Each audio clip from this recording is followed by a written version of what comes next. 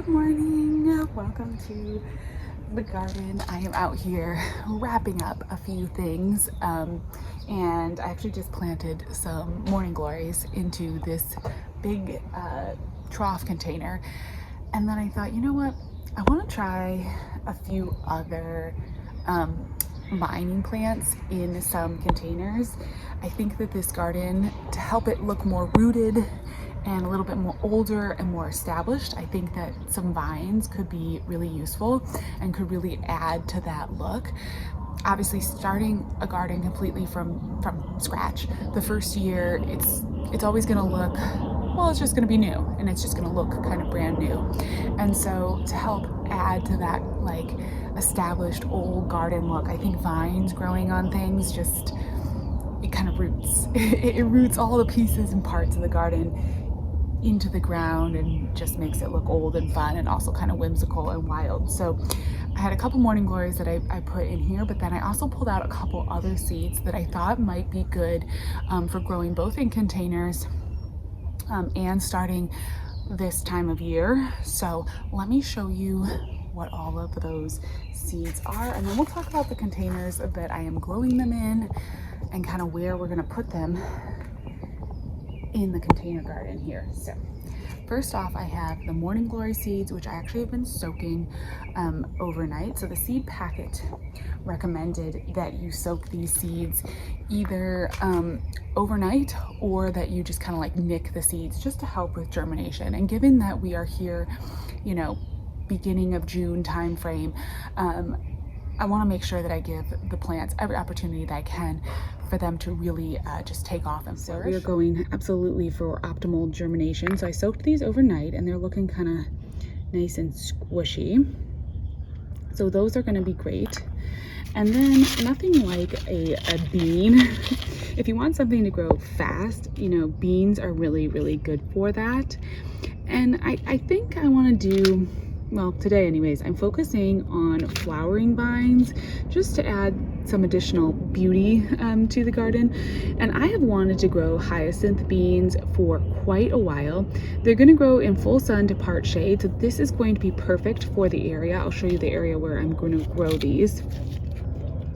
And they're going to emerge well, 3 to 30 days. We're nice and warm here, so I'm guessing we're going to be closer to the 3 days, and hopefully they'll just get up and growing, and they're just like a beautiful, dazzling, ornamental plant, and they can grow really well in containers. So that is going to be perfect because obviously we're doing container gardening.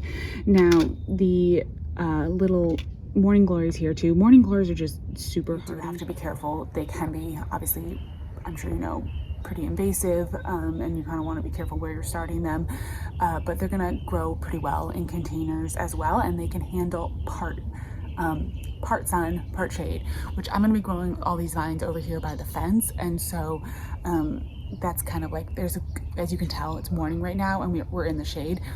That area gets a decent amount, the most amount of morning shade. So these kind of like part shade to sun plants are going to be really good.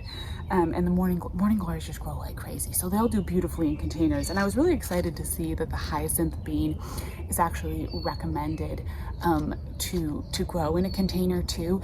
You know, you can push the limits with containers. I always like to push the limits with containers, but as I always say, like, it's nice to find things that are intentionally for containers. They also say that it's a really fast grower and it's going to quickly climb a fence or trellis or trail.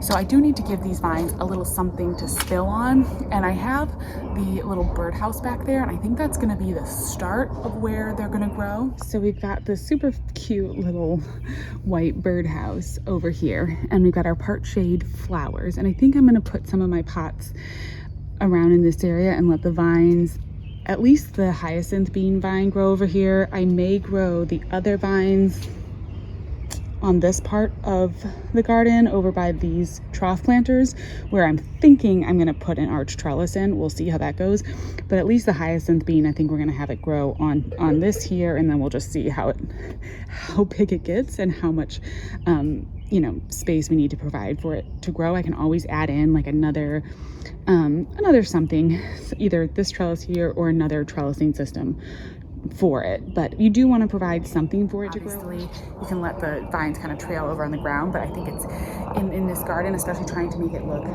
established and interesting, I'm looking for different heights and trying to have things growing at different levels so it's not just all flat.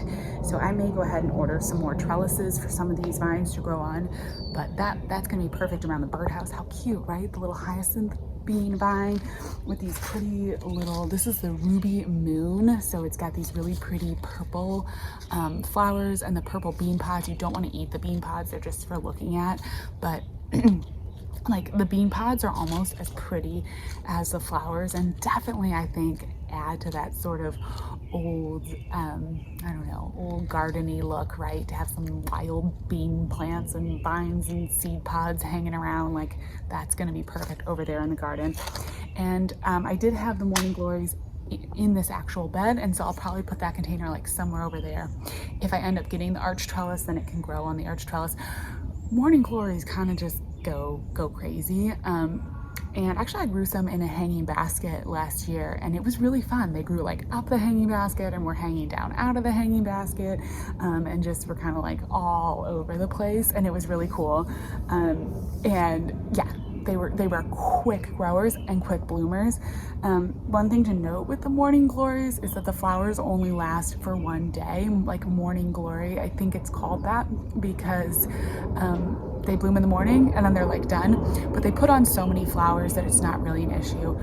I like those big impact annuals. I like flowers that bloom and bloom and bloom, and I like flowers that hold their flowers for a long time. And so the morning glories, like, it's a little funny because you definitely, you know, if you want to come out and take a picture of them, you got to come out in the morning because that's when they're open.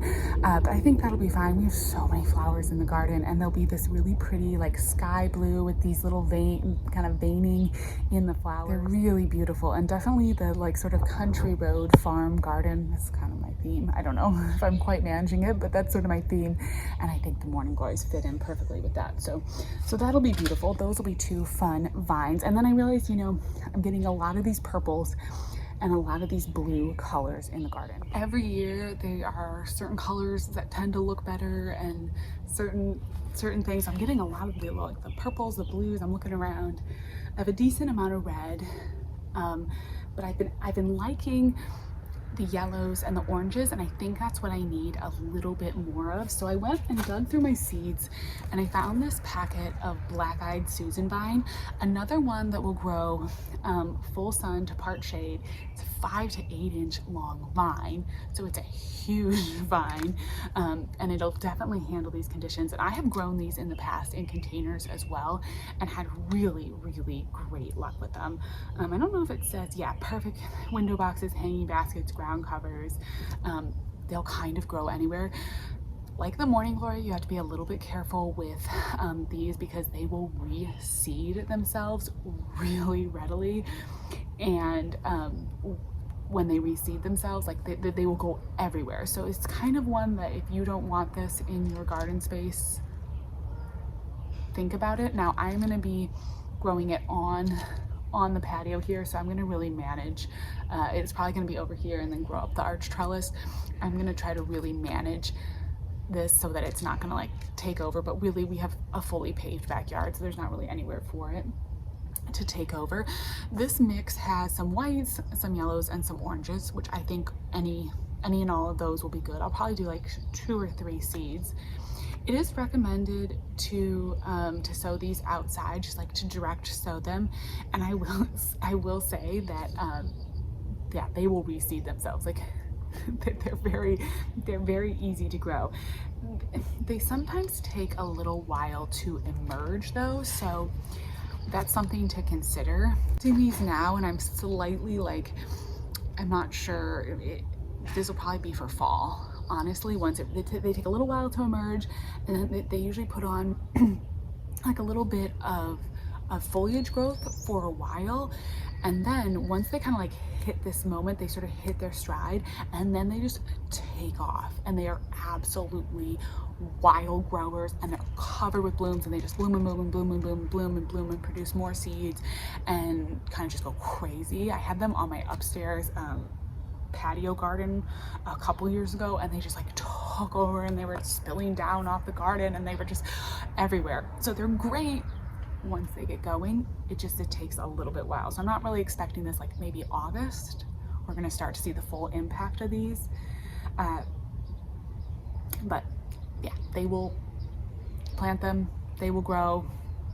As far as like one of those like easy plants, I would say they fall into that category. And the foliage is pretty too. It has kind of like, I don't know if you can see, sort of these heart-shapey sort of leaves, just green, beautiful. I have another variety of these too. If you aren't into this color scheme, Baker Creek has like a blush variety, which is kind of like it's kind of a pinky burgundy sort of color. It's really beautiful. So yeah, if you're not thinking yellows and oranges, just because it's the black-eyed Susan vine, they have different varieties. All right, so I'm just gonna fill a few pots that I have here, and then we will plant in our seeds.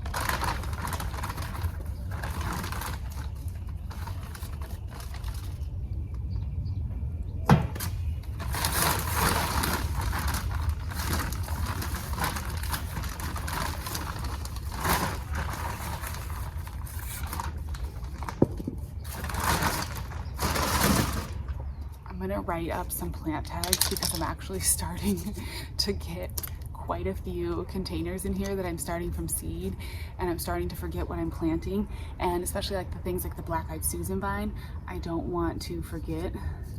I can't write and talk at the same time. Susan vine.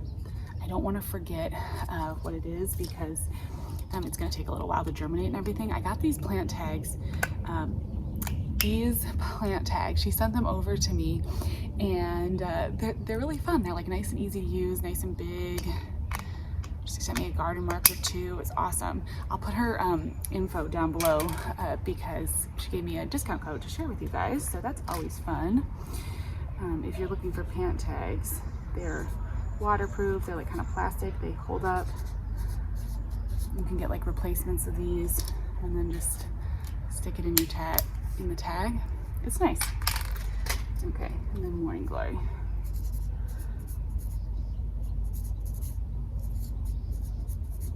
You always think you're gonna remember, you know, everything, right? You always think you're gonna like remember what you planted everywhere, and then at least for me, like I do for maybe a month or two, and then it starts, once I get really planting, it starts to be kind of a lot. Okay, so these are all about, this is like what, an 8-inch pot, I think, maybe 6-inch, no, it's more than 6, 8-inch pots, decently tall. The bigger the pot, probably the better they're gonna do, but at least for the black-eyed Susan vine, a pot this size, I think will be fine. I haven't had too much issue. It may, if the pots are too small, of course, it may limit their growth slightly, but it's just what I've got right now. So these are the pots that I'm gonna be using. When I first started gardening and doing container gardening, I bought a lot of smaller pots. I really bought quite a few of the like 8-inch, like 8-inch size pots, which are sort of nice for one annual, but now that I'm further in my container gardening journey, I typically like to get a little bit bigger pots because that size pot, depending on the plant, it can work for a full season, even like just for a single plant for a full season. But sometimes it's a little too small, and it starts to become too small to grow multiple things together. I really find you need at least like, I don't know, 12-inch pot to start planting like lots of different flowers together. Those little pots, they're cute for one plant, but sometimes they don't even make it the whole season. So I don't know, just something to think about when you're plant shopping. It was definitely when I started container gardening, it was like, I thought, oh, I'll just get all these cute little pots and they were a little cheaper. There's some sort of like price increase once you get to a certain size, and all of a sudden even the terracotta pots start getting like bizarrely expensive, and so it's tempting to get a lot of little pots. But you know what, it's kind of fun.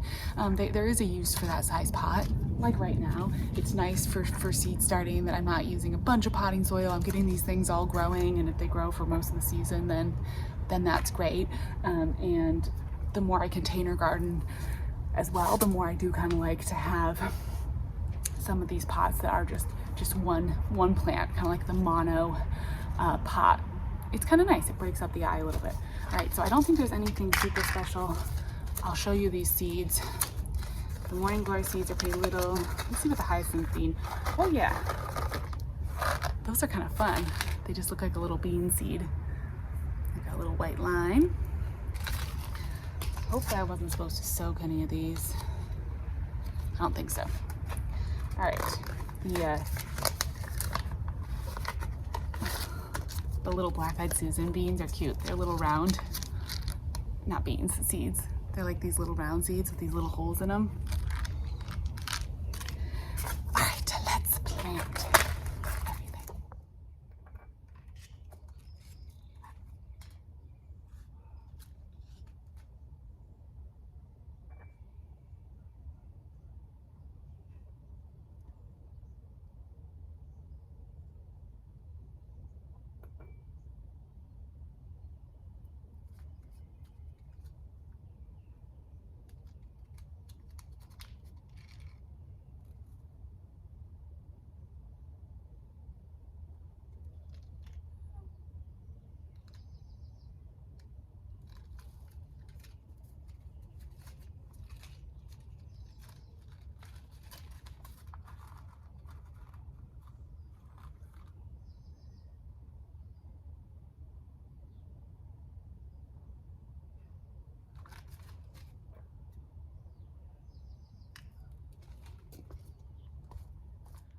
I ended up planting 3 of the Booby Moon. I planted 2 morning glories, and I ended up planting 4 of the black-eyed Susan vines. Not really for any particular reason. I just realized I need to deadhead this cosmos badly. Okay, that's on the to-do list. Not for any particular reason. I just thought, you know what, I just want to do like a couple plants. Probably won't get 100% germination. We'll see. I mean, maybe I will. And yeah, I'm just gonna kind of keep them over here, I think, just to keep them out of the way while they're getting ready to sprout, and where I can water them. I've got kind of these containers that have the seedlings in them, and the seeds that I'm starting, I'm watering a bit more regularly. So I'm trying to kind of like all keep them all together so that I don't get excess water in like the troughs that don't need all of that water. I also am going to come out today while I water these, and I'm going to water my little in-ground space because I can see all of my mammoth sunflowers have started to sprout. I was getting a little worried. It was feeling like maybe they weren't going to germinate, and I was starting to get concerned that it was like kind of a bust planting all those in there. But look, those are mammoth sunflower seeds, and this is my corn. So I am gonna come out here, and when I water my pots and I water my little seeds in, I'm gonna make sure that all those seedlings get some water too, so that hopefully we get our big row of sunflowers here along the fence, which would just be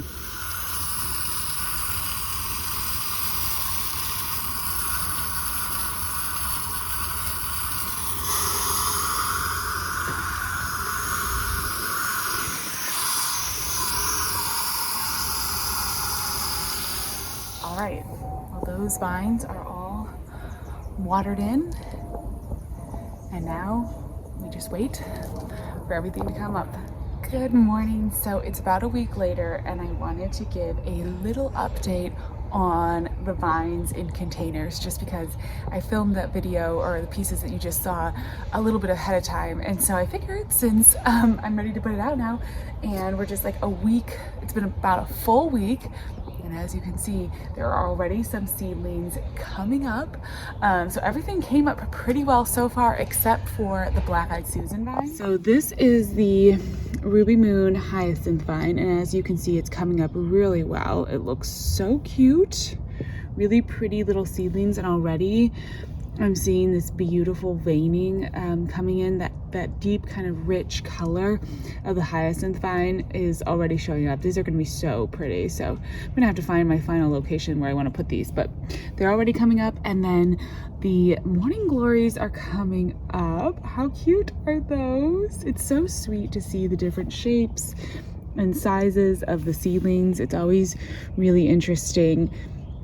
I'm really happy with how quickly these have germinated, because of course, you know, I had to soak the seeds and everything, and so I wasn't sure if it was going to take a while for them to actually go ahead and germinate, but nope, no issue at all. They came right up, and the beans were super fast. The hyacinth beans were really, really quick. So I definitely think at this point, like if you want to have a quick vine that's going to get up and going, you know, the hyacinth vine is the way to go, because it just like, it popped up right away, kind of just like a typical bean. Beans are always pretty quick germinators. And then the black-eyed Susan vine is still taking its time, but this is to be expected. In my experience, these always take a little while. We did have somehow a corn seed got in this container, so I think I'm just gonna let it grow. We'll see. I don't think that's gonna become an issue for the black-eyed Susan vine, but black-eyed Susan vines just take, as I said when I planted them, they're kind of a slow plant to start. They sort of take a little bit to germinate, they take a little bit to get going, but then once they take off, they go crazy. So we'll keep an eye on it. I need to come out here and water. I've been trying to keep, you know, this top level of soil with as much water as possible, even, you know, it's been really hot out. We've had some pretty serious heat and everything, and so it dries out the containers pretty fast, but obviously not an issue, and everything is coming up great. So I just wanted to pop in here and post that little update so that you could see where we're at and how quickly they came up. So we're gonna have big beautiful vines all over this garden soon, and I'm so excited about it.